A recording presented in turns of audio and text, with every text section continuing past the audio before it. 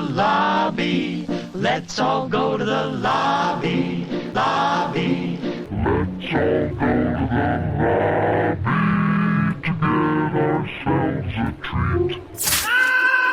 Hello, horror hounds, and welcome to Now Slaying, an It Slays podcast production where we break down the latest and greatest in the world of horror. I'm your not-so-humble host, Colton. I'm Rowan. And today on the show, we're going to be discussing The Gorge, which was released Valentine's Day, February 14th, 2025, exclusively on Apple TV+. And Rowan, as always, I want to know, very simply, were you looking forward to The Gorge? Kind of.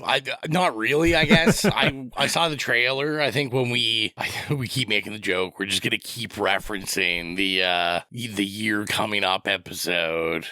Before you listen to any Now Slaying this year, you should go back and review what we said about the movie leading into the episode, into its release. But yeah, I think I said there that I didn't think the trailer looked quite amazing, but you know, a fan of Miles Teller, fan of Anya Joy-Taylor. Anya Taylor-Joy. What did I say? Anya Joy-Taylor.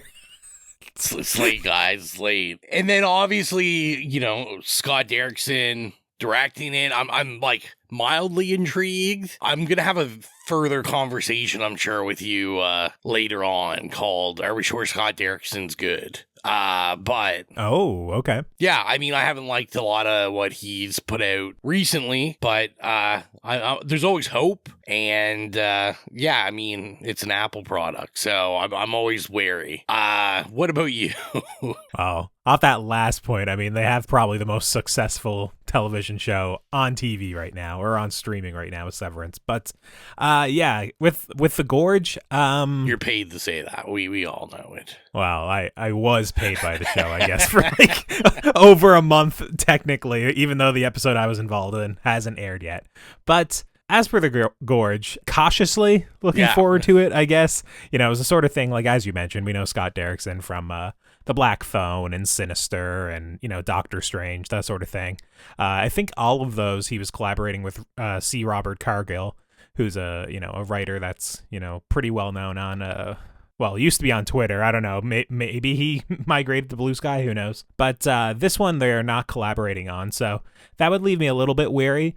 But when I'd have some reservations about that, then I'd look to the cast, as you mentioned, Miles Teller, Anya Taylor-Joy, and I'm a fan of both of those actors, even though I think Miles Teller is pretty much well known for being an asshole to work with. Yeah, I think so.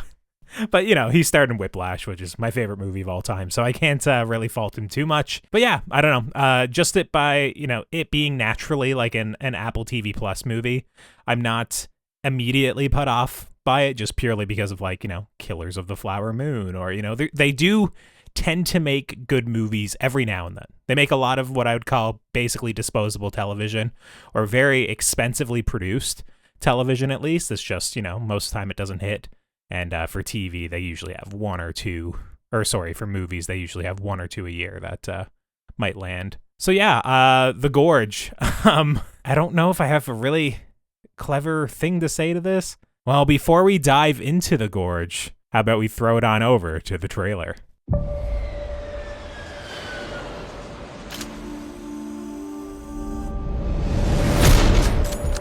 I have new orders that require me to go dark for at least a year, maybe more. A special assignment in an undisclosed location. As an elite sniper, are you presently under any private or military contract?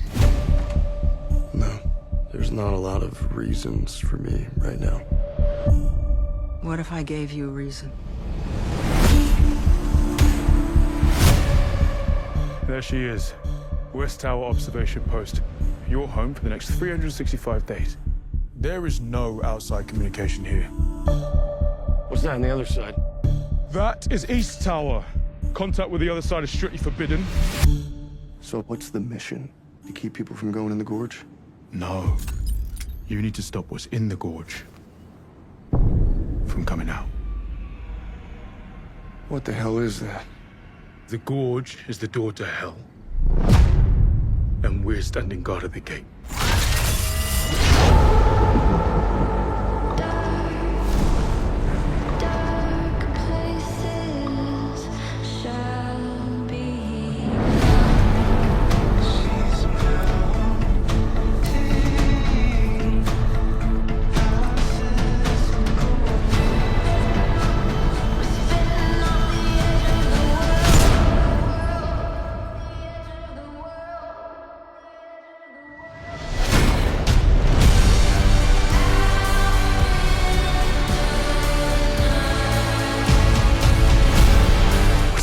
truth about this place? What's the truth about the Gorge?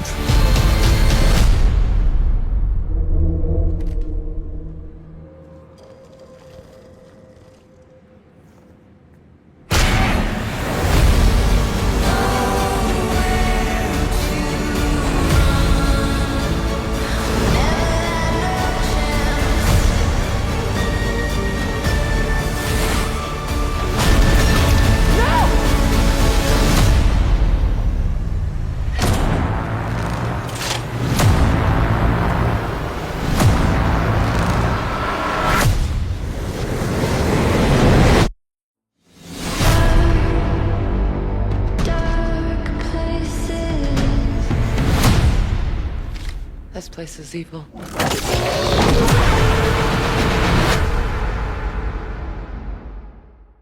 The Gorge was directed by Scott Derrickson and written by Zach Dean, and the story is as follows. Two highly trained operatives become close after being sent to protect opposite sides of a mysterious gorge.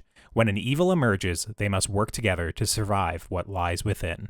Now, here on Now Slaying, we like to keep things relatively spoiler-free up front before getting into the more in-depth spoiler-filled discussion. So, Rowan, what are your spoiler-free thoughts on The Gorge? Yeah, I mean, I will say, you know, we were talking about, like, how we were feeling about it, and one thing I didn't add is, like, I was kind of excited. I always think about, like, the Renner podcast, The Big Picture. They always do, like, garbage episodes, like garbage sci-fi, garbage horror, all that kind of stuff. And, you know, it's, like, just disposable stuff that comes out that's, like, fun because it's garbage. And, like, that was really, as this started, kind of my hope for this. Obviously, we have, like, Sigourney Weaver coming in as, you know, like this, you know, maybe shadow government. We don't know what's going on. Like, you know, some sort of special ops type operator. In a position of authority, yes, at the very least, right? So, I mean, automatically there, I'm, like, getting kind of excited because I'm like, oh, yeah, Sigourney Weaver, like Miles Teller. I'm pumped.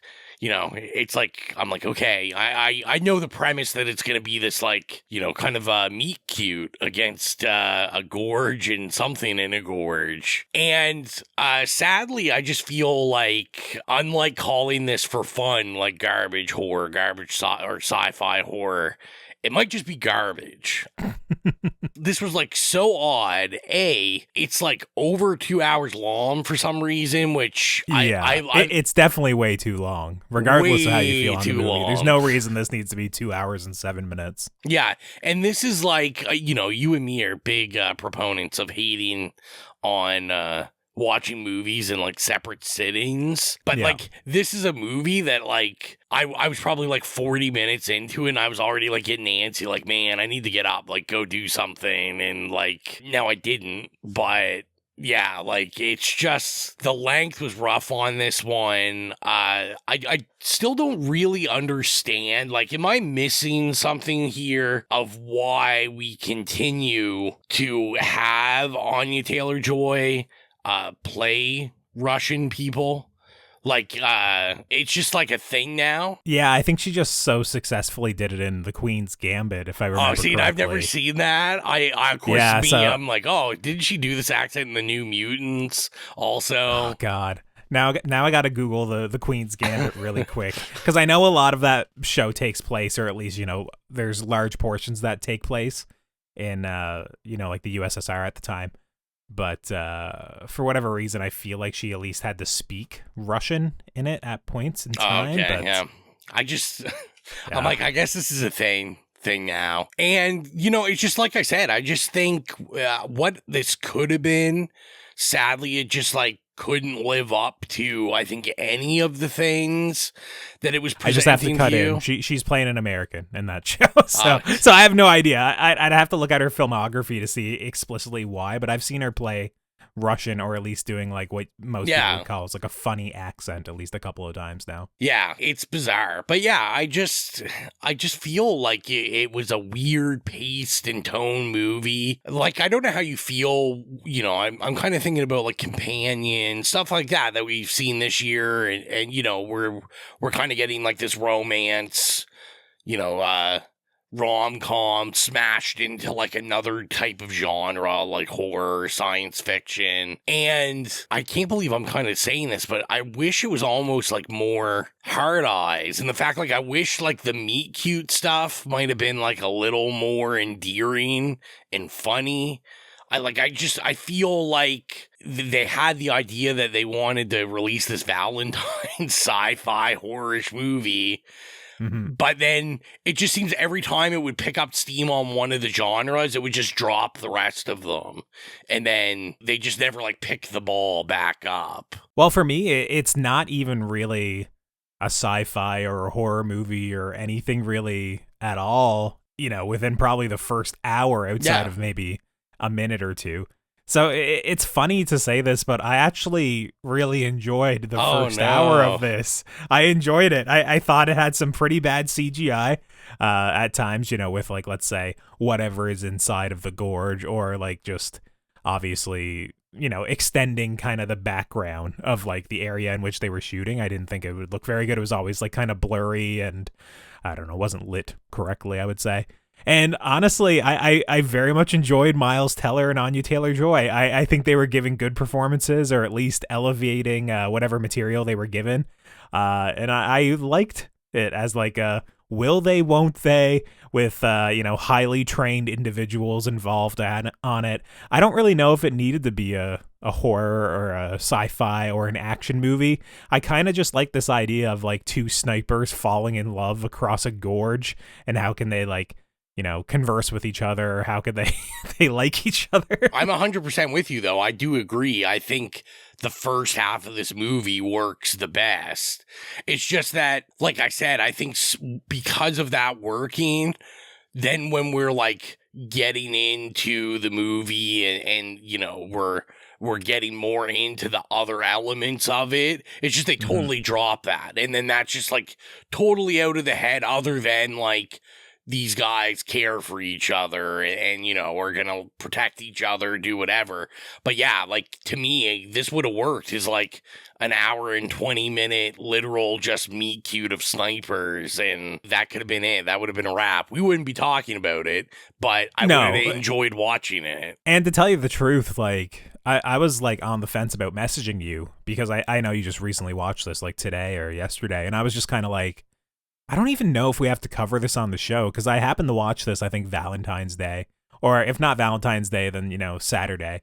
And it was just the sort of thing, as I was watching it, that I was just like, a lot of this is barely even horror adjacent until you get probably about an hour and 10 minutes into the movie. We're like basically dealing with like, is Pirates of the Caribbean a horror movie for the first hour? And it's like, well, I guess it has a couple of horrific creatures in it at times, but like, you know, that's like a swashbuckling family adventure movie, right? Where this is like, oh, okay, it has like a weird creature or whatever you want to call it within the first hour of the movie for, you know, 3 to 4 minutes. And then after that, it's once again, and you just return to these two characters who are mostly like lonely and are kind of living lives in which if they die, it wouldn't really impact anybody around them. And they're just living this very solitary existence where they're very highly trained professionals at doing one thing, which is sniping. So basically when the movie kind of deviates from that point, like I said, about an hour and 10 minutes in, I was like, all right, here we go. What's going to be in the gorge? What's going to be horrific? You know, because of course they wind up in the gorge at some point, people. The movie's called The Gorge, right? So they wind up in the gorge, and I'm like, all right, where are we going with this? And I checked the time, because, you know, I was invested up until this point, but I want there to be about 20 minutes left of this movie, right? And I check, and it's like, oh God, we got like 59 minutes left of this. And it was just like, what is inside the gorge and what is revealed in there is not nearly interesting enough to me to sustain the rest of this movie. And then this movie kind of goes through many iterations as you're watching it. Like we said, it's kind of like a rom-com amongst like very highly trained people for the first hour and 10 minutes. Then it's like kind of adventure horror adjacent for probably 30 minutes, and then it's just like action nonsense for probably the last 35 minutes. Yeah. So it's very much like what I was looking for was, you know, 20 minutes, I guess, in the movie at one point, and it just wasn't very well done. So I just think overall the movie gets like significantly worse once they actually 100%. go into the gorge.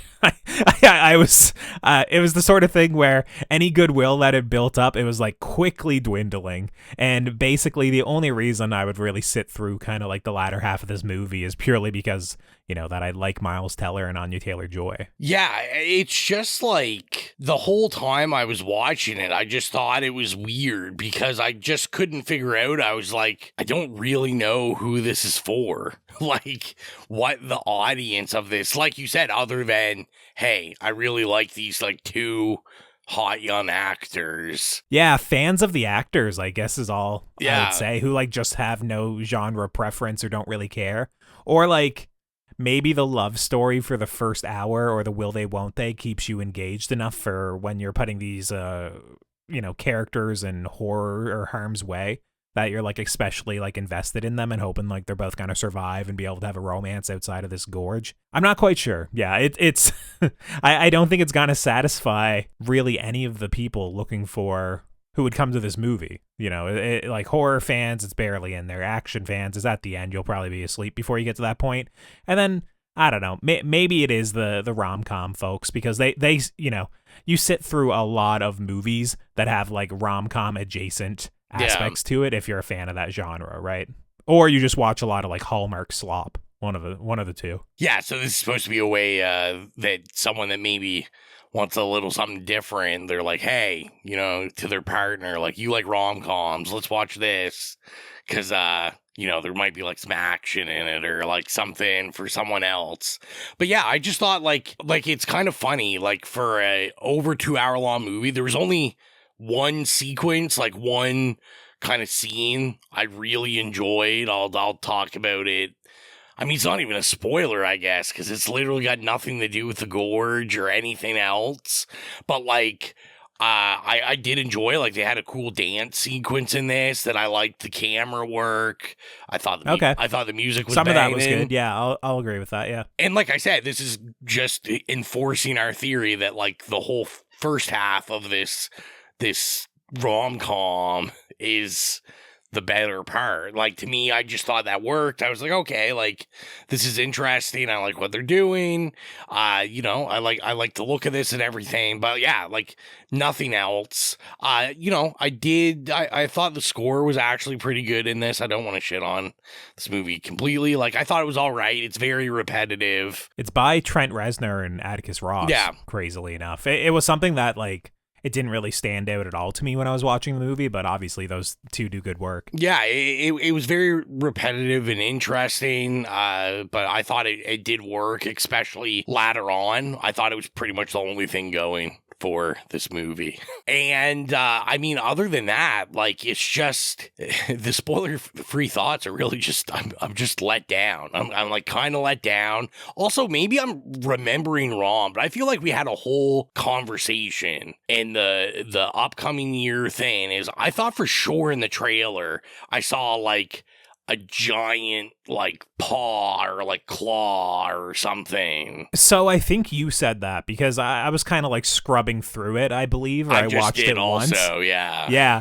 but it was the sort of thing where I was like, I feel like Rowan mentioned that there was like, I don't know, there could be a dinosaur down I think there I said or something dragon. crazy, right? I think I was betting dragon. Yeah. I don't see it though. There's no dragons down there. Yeah.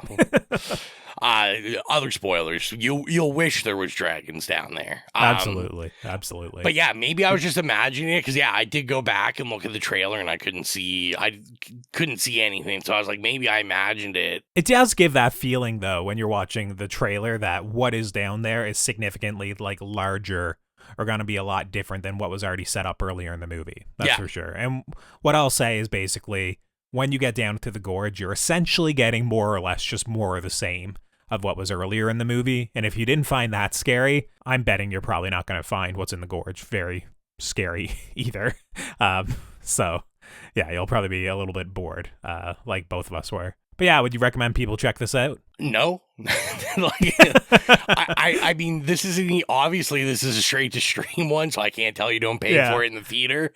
But like, do you think it would have been better in the theater? Maybe. I mean, Well, I think probably not, but I think my brain would force me to justify the money being paid. So I'm like, oh, well, you know, it's like I said, I just don't get. I don't get who it's for. I think the rom-com audience that you might watch this with are going to check out after an hour and 10 minutes, and they're going to be like, what? There's another hour of this movie still? And I think everyone's going to say that. Like we said, if you're going in for like sci-fi, horror, action, like, I just don't think it's going to fulfill anything anybody wants.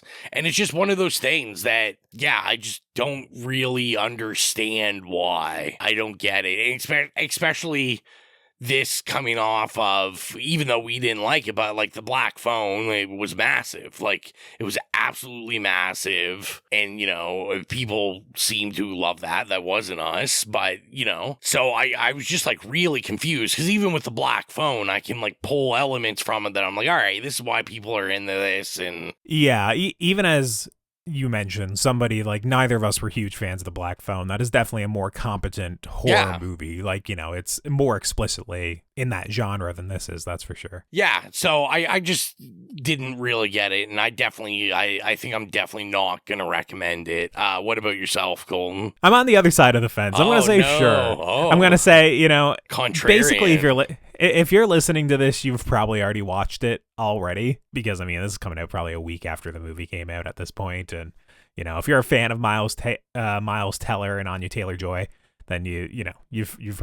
probably already sat through this. But what I'll say is, like, if you already have Apple TV Plus, you know, because you're watching Severance, you know, loving it like everybody else, I'd say go ahead, throw this on. Sure, it's probably the sort of thing, like, you'll be somewhat invested within the first hour, maybe. And then afterwards, you can kind of scroll around on your phone a bit because you're not in the theater. This would be the sort of thing, if it was at the theater, I don't think I'd rush out and tell you to go watch it, or, like, you know, recommend you sit through it. But yeah, at home on the couch, it's not quite as important to kind of be like, you know, completely respectful to the movie. You can scroll around, you can go grab something to eat, and this is one of those movies you're probably not going to miss out on too much by doing so. So yeah, you're definitely not recommending people check this one out. I'm saying, like, sure. If you haven't watched it already, you know, you're into these actors, and you happen to have an Apple TV Plus subscription, then sure, go for it. And with that, I think it's time to cut to the spoiler discussion for The Gorge. We are now in our spoiler discussion for The Gorge, so if you've not seen The Gorge, it's time to tune out and come back once you've seen the movie, or keep listening if you simply don't care. Rowan is... where do we start on this one? What should we talk about? Do we talk about what is inside The Gorge? I mean, these hollow men, or... I do have to make the comment that I hope it does come out on physical media, because I want you to have that, like, on the cover critique of the movie where it just says in quotations, sure, and then that's it. And I think that would be perfect. That would be wonderful. I mean, yeah, let's talk about it a little bit. I mean, I already texted you, said, you know, we got to get to discussing Discount Annihilation. Like, do you think Scott Derrickson was just directing, but obviously the writer, do you just think he really loves Jeff Vandermeer?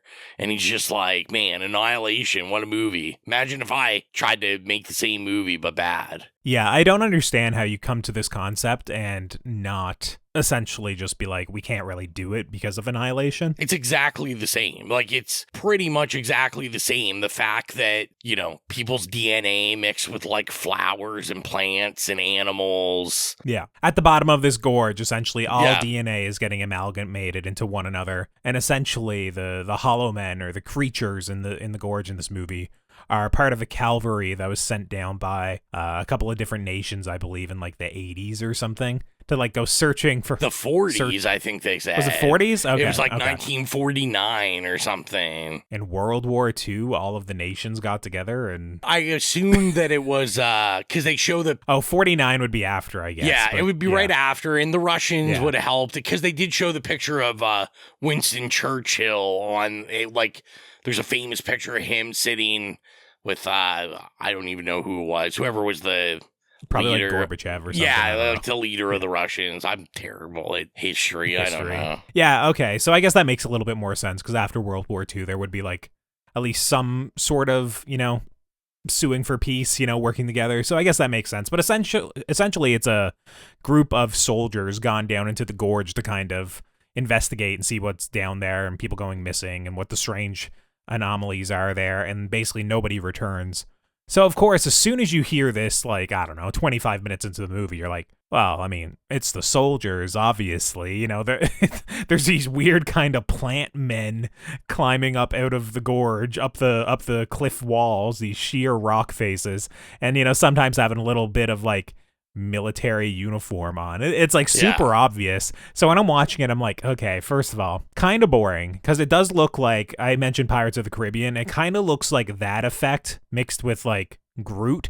Like when like I had I Pirates Am Legend down. That's what you had? Okay. That's like, I mean, think about how old that movie is. Like, that's pretty much how good I thought the VFX were in this. Was like, we transported back to when I Am Legend came out. I mean, I would be inclined to agree. I don't think a lot of the VFX works in this movie at all. Yeah. It's the sort of thing where I tried to Google what the budget was for this, but of course they're not saying so because it was They're done on embarrassed. streaming. That's why. It could be that as well. But yeah, when you're in the gorge and you have, like, let's say these hollow men riding a horse that's also part, like, you know, wood, tree, these kind of like living bark beings, essentially. When I saw that, I was just like, oof, this looks really bad. And then all of like the fog effects and like all the weird lighting they try and do down there to make it like otherworldly, like that. There's a shot in it where it kind of transitions from like Yellow to kind of purple. like an amber yellow light to purple, and I thought they were trying to do like a clever, almost like Mad Max sort of lighting, right? Where like this is day and this is night, Yeah. and in this movie, night is gonna be this like, you know, purple, deep dark purple.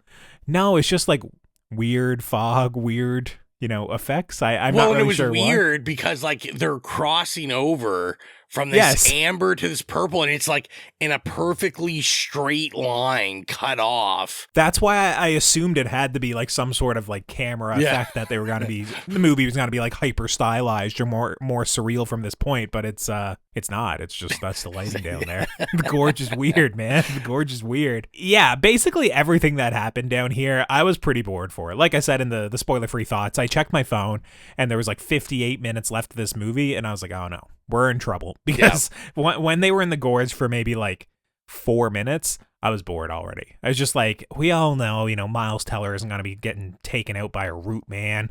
You know, Anya Taylor-Joy might get stabbed here, and she's fighting off with this, you know, three-eyed, bearded guy one-on-one. But we know she's going to come out on top. Like, it'd be crazy to kill one of these leads, you know, halfway through your movie. So it's just the sort of thing where there's absolutely like no stakes to any of this fighting, and it's not handled like a horror movie. They're all handled like action set pieces. Yes. Like, for whatever reason, like as soon as I see one of these hollow men riding a horse, it was the sort of thing where right away it reminded me of like the Planet of the Apes movies, the new ones, where it's like the apes are riding the horses and they have two AR-15s and they're just firing. Of course, like those movies look way better, but it's the sort of like vibe where it's like, yeah, if a monkey's riding at you with two AR-15s, that's horrific, but the way that it's portrayed in movies, you know, in those movies, it's like a cool effect, like action-packed stuff, and that's basically what this movie kind of, you know, turns into. I don't even know if they really try and go for horror for most of this movie, to tell you the truth. The closest things of horror, when we don't really know, and it's like, so we do have that, like, oh, what's in the gorge, and they're talking about, oh, it's this mouth of hell, and you're like, all right. Way like, cooler if it's just explicitly demons, by the way. Yeah, way way cooler if cooler. you go down there and it's just weird, like Clive Barker-esque fleshy things. Way cooler. But yeah, like I kind of was like, oh, okay, I can kind of see what they're trying to get at. Like we have the human skulls that have spider legs that are giant. I'm glad you reminded me of this, because as a huge Legend of Zelda fan, yeah, and you know, Ocarina of Time, then 64 version, being literally my favorite game of all time, big nerd. When I saw these, I was like, oh, Skulltulas, and I was watching it, and I was just like, man, I guess that is what they'd look like in real life. And then it kind of, you know, made me question for a moment. I was like, oh, it's a skull with like a tarantula underneath. And then I was like, would the pronunciation for these be like Skulltulas instead of Skulltulas? Was I saying it wrong my whole life? And you know, that's how invested I was in this part of the movie, that I'm wondering about the pronunciation of monsters from a 20-year-old video game. But like you said, this is where it didn't work, because they had that, and they had like weird like centipede things going on at one point. That was like so poorly lit. Yeah, you and couldn't so see. poorly shot, and like, you know, the effect was so bad that like I couldn't even tell if people were mixed up in that or what that was. Yeah, I have no idea. But even these aspects, it's just like you said, it played off way more like, I don't know, like I was watching an Indiana Jones film or something, and there was just, as you keep saying, like there was no stakes. I was like, okay, well, you know, Miles Teller isn't going to get, you know, murdered by this skull tarantula. Like, Yeah. I mean, it's just not going to happen. I mean, maybe I'd have more respect if one of the leads died or something, and I was like, oh shit, we are going to like kill one of or they didn't make it out of the gorge or something like that. Yeah, then you lose the whole rom-com audience, though, for this movie, right? Like, especially if you kill off Miles Teller too early in it or something, right? Like, you can have rom-coms that end sadly, but it would have to be, like, as they are leaving the gorge, he dies. Like, let's say if, like, he actually got blown up by the nuke at the end and, you know, saved humanity or whatever, right? Then it's like, okay, sure, because at least you got to see their romance for, you know, 3/4 of the movie.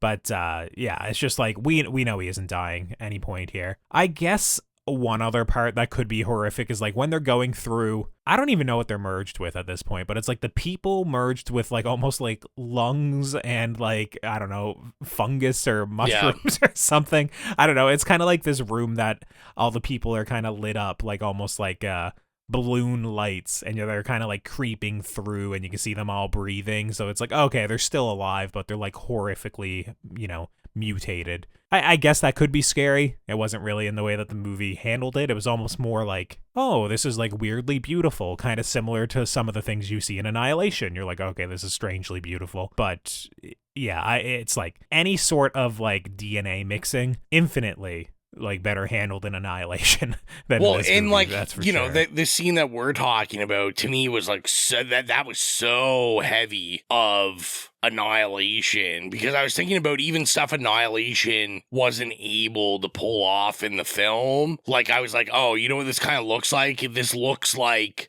stuff they described in the Annihilation book, the first book. Yeah, which I haven't read, but I know that you're a fan of them. Yeah, so. like, I was like, this is very similar to stuff they describe about, like, people mixed with, like, organic material against walls and it breathing somehow, and, like, all, like, I was just like, wow, yeah, like, this guy, there's no way this guy, Annihilation didn't change his life, and he's like, I'm sure he thought, he's like, I'm making this dedication, and really he was just making a really bad movie. But to me, like, I thought it was kind of interesting, because if you took all the sci-fi, all the horror elements out of it, all that stuff, like you said, don't you think this, to me, this would kind of work if it was this rom-com set against, you know, this, like, contract military company? Like, if you took that chunk in the middle out, and then it's kind of, they meet, they do something they're not supposed to, then, you know, these contractors come in to kill them and stuff. I'm like, oh, this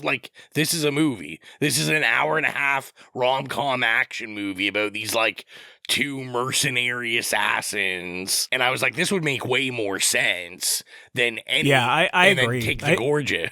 Yeah, I think, like, if you just strip away any of the genre trappings of this and make it, like, military rom-com action movie, that'd probably piss some people off, because it's like, why is this just, you know, military propaganda essentially? But like, yeah, if it was like, I don't know, the United States and Russia both, like, I don't know, defending in like an exclusion zone, or like, you know, something where there's like a dispute over who owns some sort of asset in the middle, where essentially there's like 2 towers and a no man's land in between, and it's like, well, they wind up seeing somebody in that no man's land, and it winds up being private military, and they have to join forces or some sort of shit. I agree. I think it'd probably be a little bit better for me. And the reason for that is that there just wouldn't be the disappointment of the Gorge. It's like, I can't believe that this movie is called The Gorge, and easily the most disappointing aspect of it is what is in the Gorge. Yeah. The fact that you never got like a crazy like creature that's heavily mutated and it's huge and like a mixture of all these things is very disappointing. The fact that pretty much everybody just looks like, I don't know, Pirates of the Caribbean mixed with a tree is pretty disappointing. The fact that, you know, it may have had a revelation about how I've been mispronouncing an enemy in Zelda for 20 years is disappointing. It's just, anything that's happening here isn't great. And what was funny with it is that they kind of escape the gorge when there's probably a half hour left of this movie. And I was just like, huh. I didn't expect to be watching the gorge and being like, oh, thank God they're out of that. That was so boring. You know, the fantastical, that's, you know, supposed to be like sci-fi and horror part of this movie. Thank God they're out of that. And we're just back to terrible CGI trees and, you know, a fake gorge. Woo! You know, it was just like so stupid when I was watching this movie, like what I was looking forward to. The Jeep sequence. Oh my God. I thought this sequence was so stupid. What do you think of it? Where they attach I want to know where they got the rope, because that's like grade A rope, going to like the metal rope pulling the Jeep up. I'm like, if only this stuff, everyone had access to this stuff. It's from when he was going across, Rowan. The rope gets cut. Where does the rope go? The long rope dangles down into the gorge, and then they I'm just saying the rope got cut. I understand, and the explosion and stuff. But I did not. I knew the rope could carry him. I didn't know the rope could carry like this giant military Jeep with a bunch of people and a bunch of Pirates of the Caribbean villains on it. Yeah, I mean, I don't know. That stuff is definitely meant to be strong. I don't know if it's Jeep strong. Who knows? But it also looked terrible. Like that whole sequence looked horrible. This sequence was terrible. The fact that it's like, I don't know, it's playing some sort of licensed track as they're slowly, you know, crawling up the side of the gorge, and they're like kicking monsters, and like they both left their weapons behind for some reason. These like very like powerful, you know, highly trained snipers just left their snipers behind essentially. I was like, very good. So they're like having to fight him off with like, I don't know, random things that they're pulling off the Jeep. And then he stabs like a propane tank reserve and starts leaking all over them and like blows themselves up to get out of the gorge. I don't know. My eyes were like so rolled back in my head that I was barely paying attention to any of this. It was pretty stupid, and it all looked like garbage. Like, once again, the only reason I'm sitting through this anyways is purely because of the leads. Yeah. And then, of course, we get out of the gorge, and, you know, the private military shows up. We have to destroy the gorge. We have to nuke it. I don't know. Fighting drones. A lot of this stuff in the third act is pretty poor as well. The scene where they get there, you know, she calls on the drones. She's like, get the drones. And it pops out of the gorge. And there's a shot where it's just the drones. You're looking dead on to the drones. It looks so bad. It looks like, I don't even know, like a PC game, like when Half-Life first came out or something. And they love the shot, too. They let it linger for like 4 or 5 seconds as you're looking at the drone, and everyone's like, okay, first of all, I don't know who gets excited for a drone in a movie. You know, like, there's nobody around that's like, you know what? I hope drones pop out in the third act and chase our, you know, leads through the woods. It's like you much would have rather seen them, like, put their skills to the test against other really skilled people, or, you know, something, or the things from the gorge got out and we're chasing them or something stupid. Like, nobody's excited about drones, right? Like, and it was so goofy, like this whole third act where it's like they're getting chased by drones, they're having to snipe drones out of the sky, they're rigging like this like chain reaction, this chain explosive to launch a nuke that's blowing up the gorge. There's a bunch of like a hat on a hat. Don't forget, because the gorge is cloaked. Yes, you got to destroy the cloakers or whatever they're called. We have a little bit of Star Trek in there with cloaking devices. I like that they drop Google Maps like 2 or 3 times in this movie too. Like when they're explaining these cloaking devices, it's not good enough that it's just like, you know, no country in the world knows about this, and you know, obviously it's cloaked from satellites, but also cloaked from Google Maps. They always have to say Google Maps, you know, it's not on Google Maps. It's like, yeah, I kind of figure if it's cloaked from every single satellite in existence and no world leaders know about it, Google probably doesn't know about it, but I don't know. Maybe in hindsight, Google would still know about it. Who knows? But yeah, it's a pretty dumb, you know, ending of this movie where they nuke the gorge. They both run. Essentially, they're like 4.5 clicks away from it. You know, take out the bad guys. Sigourney Weaver, you know, R.I.P., you know, dies in the helicopter. Was she too on the nose? Exilia was not watching this. It was just playing in her presence. And Exilia brought up, like, while they were in the gorge and, you know, Sigourney Weaver's in it. Exilia was like a little on the nose, isn't it? Like, because Exilia was like, this is very like Alien. And then they got Sigourney Weaver there, just where they're like, you know, they're in a weird land.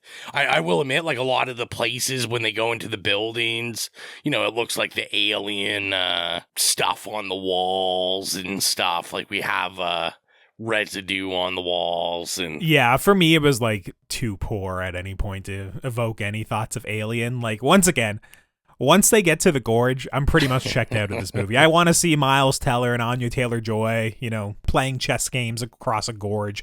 I want to see them dancing. I want to see them coming over for rabbit pie. I want to see them making out and doing whatever else. I don't really want to see them going down in the gorge, especially when it's such a boring reveal. And then, yeah, for a single second, did you think Miles Teller was dead at the end of this movie, Rowan? Were you upset? Were you inconsolable in your grief, No, I knew what was going on. Did I know that we were going to get the Dark Knight Rises ending? No, but... yeah, that's true. It is pretty explicitly the Dark Knight Rises ending, where it's like you presume they're dead from a nuke, and then they show up in a little cafe, hundreds of miles away. I mean, if we got Sigourney, they should have just got like a little Michael Caine cameo there, a little tip of the hat. Yeah, he's just sat at the nearby table with Christian Bale. Also, I feel like private contractors, like, even on the Russian side, like, she'd probably have like some good money stacked away. Like, it's usually portrayed in films that, like when they have their exit plan, they've got like an actual exit plan where I was just like, do you think she'd really just be like a waitress at a restaurant? Yeah, that's a good point. I never really thought about that, but I think she is known to have like hundreds of confirmed kills and like very powerful and influential people. So, yeah, you would think that they would take better care of her, that she'd be set up for life, right? Well, and also like if you're like hiding, I don't care where you are. Like you're probably like, a waitress is pretty, like, you're in the public all the time. You're like, anybody can come in. Like, to me, you'd have an office job or something, like something where you're in a building or you like, yeah, I guess it's like you're a waitress in France and you're from Russia. But yeah, not suspicious or anything, but yeah. Well, is there anything else we should address, or we could No. start reviewing? We're good to rate this, yeah. If you're new to the podcast, our review rubric is nay, okay, yay, or slay. Rowan, what would you give The Gorge? Like I said, it's a shame because if we just cut the Gorge out of it, like it probably would have scored higher for me. I'm gonna have to give it a nay. I was not a fan of this. I can't say it's almost like It's not Night Swim. You can't call it Night Swim. Yeah, it's not like a hard nay. I'm not like, I'm not offended, but it's not good. I thought it was a waste of my time.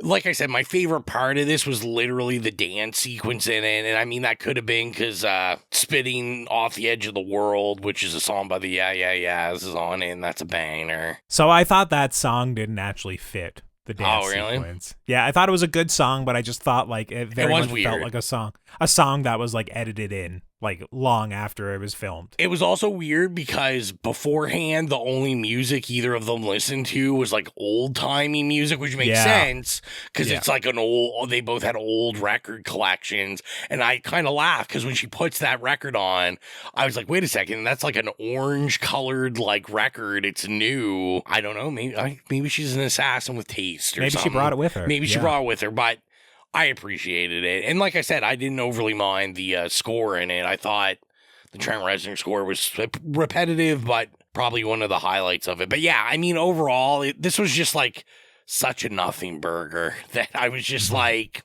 guarantee I'm never watching this again. Like, there's no part of me that's like, man, I gotta go revisit the Gorge. I remember that banger. So yeah, I'm gonna give it an A. What about you? I'm gonna come in on this one with the weakest okay. So what I'll say is I've given, I believe, okays to all of our Valentine's Day horror picks. Love's and in this the one air is for you. Love is in I know. The air. Love is in the air. My hearts grew 3 sizes this season. I do think this is the weakest one for sure. Yeah. What I will just say is that I was very much sold for probably the first 60 to 70 minutes. I wasn't bored.